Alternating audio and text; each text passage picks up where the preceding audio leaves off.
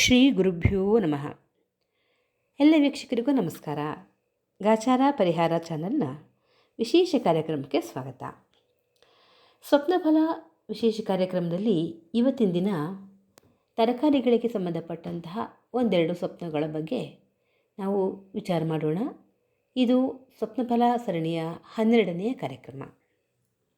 ವೀಕ್ಷಕರೇ, ಕನಸಿನಲ್ಲಿ ಯಾರಾದರೂ ತರಕಾರಿಗಳನ್ನ ಮಾರ್ತಾ ಇರೋ ಹಾಗೆ ಕಂಡ್ರೆ, ಅಂದರೆ ಅವರು ತಲೆ ಮೇಲಾದರೂ ಹೊತ್ಕೊಂಡಿರಬಹುದು, ಗಾಡಿಲಾದರೂ ಬರಬಹುದು, ಹೇಗಾದರೂ ಇರಬಹುದು, ಬುಟ್ಟಿಲಿ ಇಟ್ಕೊಂಡಿರಬಹುದು.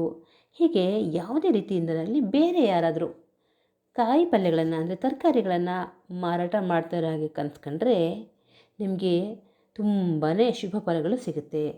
ಮುಂದೆ ನಿಮ್ಮ ಜೀವನಕ್ಕೆ ಬೇಕಾದಂತಹ ಅಗತ್ಯಗಳು, ಮೂಲಭೂತ ಅವಶ್ಯಕತೆಗಳೇನಿದ್ರೆ ಅದು ಪೂರ್ಣವಾಗುತ್ತೆ. ಹಾಗೆಯೇ ನೀವೇನಾದರೂ ಸಂಕಲ್ಪ ಮಾಡ್ಕೊಂಡಿದ್ರೆ ಅದು ಕೂಡ ನೆರವೇರುತ್ತೆ ಅಂತ ಹೇಳ್ಬೋದು.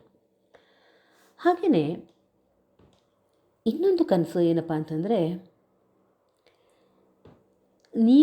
ಸ್ವತಃ ನೀವೇ ತರಕಾರಿಗಳನ್ನು ಹಾಕಿ ಅಡುಗೆ ಮಾಡ್ತಾ ಇರೋ ಹಾಗೆ ಕಂಡ್ರೆ ಏನಪ್ಪ ಫಲ ಅಂತ ನೋಡೋದಾದರೆ, ಈ ತರಕಾರಿಗಳನ್ನೆಲ್ಲನೂ ಕಟ್ ಮಾಡಿ ಅಥವಾ ಏನೋ ಒಂದು ರೀತಿ ನೀವು ಕೂತ್ಕೊಂಡು ಪಾತ್ರೆನಲ್ಲೋ ಮಡಕೆನಲ್ಲೋ ಯಾವುದಲ್ಲಾದ್ರೂ ಆ ತರಕಾರಿಗಳನ್ನು ಬೇಯಿಸ್ತಾ ಇರೋ ಹಾಗೆ ಕಂಡ್ರೆ ನಿಮಗೆ ಮುಂದೆ ಸ್ವಲ್ಪ ತೊಂದರೆ ಇದೆ, ಜೀವನದಲ್ಲಿ ತೊಂದರೆ ಇದೆ ಅಂತ ಅರ್ಥ ಆಗುತ್ತೆ.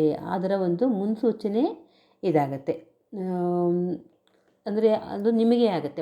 ಅಂದರೆ ಯಾರಿಗೆ ಈ ಕನಸು ಬಿದ್ದಿರುತ್ತೋ ಅವರಿಗಾಗುತ್ತೆ. ಅಂದರೆ ಕೆಲವೊಂದು ಸಲ ನಮಗೆ ಬಿದ್ದಂತಹ ಸ್ವಪ್ನದಿಂದ ನಮಗಲ್ಲದೆ ನಮ್ಮ ಮನೆಯವರಿಗೆ ಯಾರಿಗಾದ್ರೂ ತೊಂದರೆ ಆಗ್ತಕ್ಕಂತಹ ವಿಚಾರಗಳು ಇರುತ್ತೆ. ಆದರೆ ಈ ರೀತಿಯಲ್ಲಿ ತರಕಾರಿಯನ್ನು ಸ್ವತಃ ನೀವೇ ಬೇಯಿಸ್ತಾ ಇರೋ ಹಾಗೆ ಕನಸನ್ನು ಕಂಡ್ರೆ ಅದು ಸ್ವತಃ ನಿಮಗೇ ತೊಂದರೆ ಆಗುತ್ತೆ, ಮುಂದೆ ಜೀವನದಲ್ಲಿ ತೊಂದರೆ ಬರುತ್ತೆ ಎನ್ನುವುದರ ಒಂದು ಮುನ್ಸೂಚನೆ ಇದಾಗಿರುತ್ತೆ.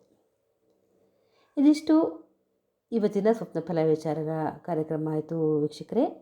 ಮತ್ತೆ ಮುಂದಿನ ವಿಡಿಯೋದಲ್ಲಿ ಭೇಟಿಯಾಗೋಣ. ನಮಸ್ಕಾರ.